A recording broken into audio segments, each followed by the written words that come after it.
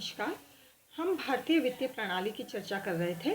तो भारतीय वित्तीय प्रणाली में वित्तीय संस्थाओं की प्रकृति जो है वो स्पष्ट रूप से दिखाई देती है।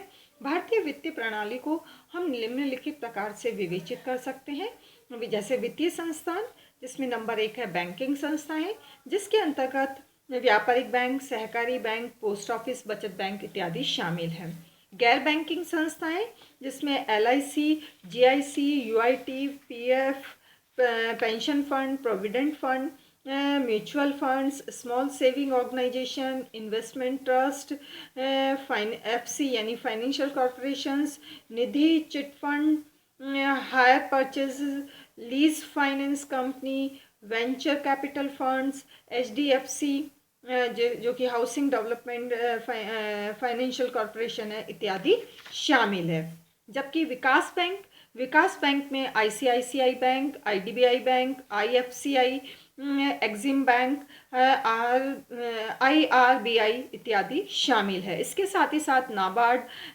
TFCI यानी tourism finance corporation of India, CWC central warehousing corporations, NIDC यानी national industrial development corporation, PFC यानी कि power finance corporation, SIDCs state industrial development corporations, SFC state financial corporations, SSIDCs state small industrial development corporations, RFC यानी कि rural electrification corporation और SIDBI यानी small industrial development bank of India इत्यादि शामिल है। जबकि नियामक संस्थाएं, रेगुलेटरी इंस्टीट्यूशंस, जिसमें RBI, SEBI, IRA, insurance regulatory authority और BFS यानी कि बोर्ड फॉर फाइनेंशियल सुपरविजन ये शामिल है। अन्य संस्थाओं में हम देखते हैं कि DICGC deposit insurance and credit guarantee corporation, stock holding, CRICIL, DFHI यानी discount finance house of India, IICRA investment information and credit rating agency और कस्टोडियन, साथ ही साथ STCIs security trading corporation of India और TDICI technology development and information corporation of India इसमें शामिल है। अगर हम वित्तीय बाजार की बात करें यानी फाइनेंशियल मार्केट में call money market, stock market, treasury bill market, government bill market,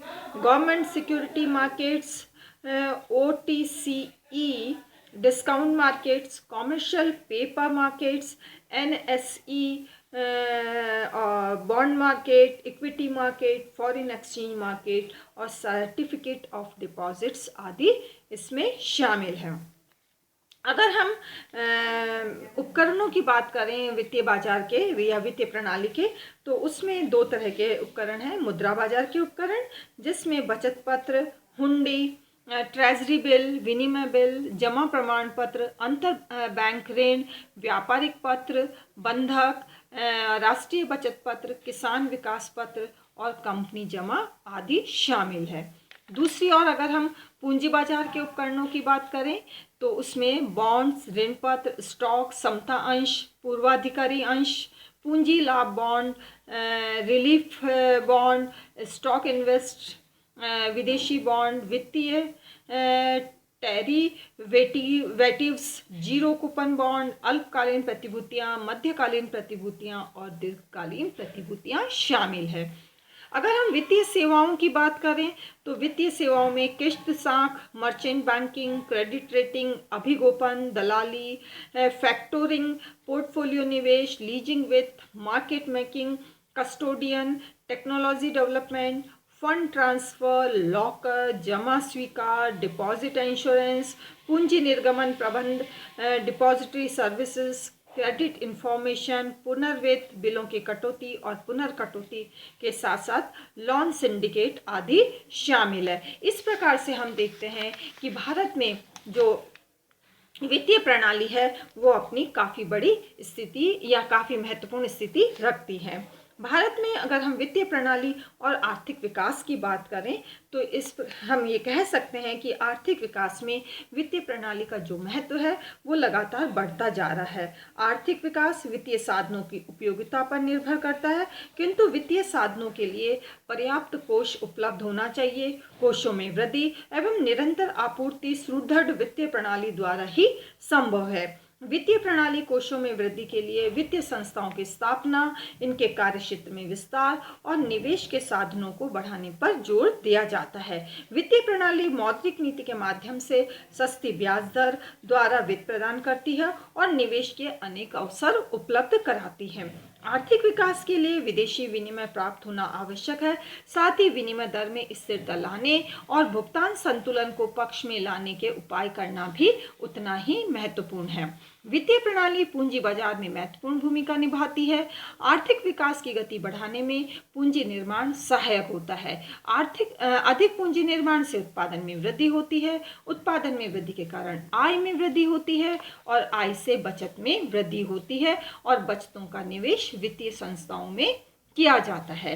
वित्तीय संस्थाएं ऋण देकर पुनः निवेश की प्रक्रिया को अपनाती है और इस तरह आर्थिक विकास का चक्र जो है वो चलता रहता है। इस प्रकार से हम कह सकते हैं कि भारतीय अर्थव्यवस्था में लगातार आर्थिक विकास जो है वो चला जा रहा है और आर्थिक विकास की जो संपूर्ण प्रक्रिया है वो सीधे सीधे वित्तीय प्रणाली पर निर्भर करती है। अगर हम वित्तीय विकास और आर्थिक विकास के संबंध की बात करें तो हम कह सकते हैं कि वित्तीय विकास और आर्थिक विकास में आपसी संबंध होता है, जिसके निम्नलिखित कारण हम बता सकते हैं। आर्थिक प्रगति वित्तीय प्रणाली के विस्तार के साथ होती है।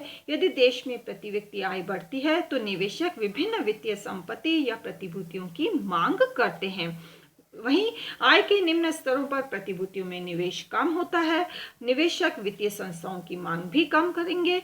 इस प्रकार वास्तविक आर्थिक वृद्धि के कारण वित्तीय सेवाओं की मांग में तेजी से वृद्धि होती है और ये वित्तीय विकास कहलाता है।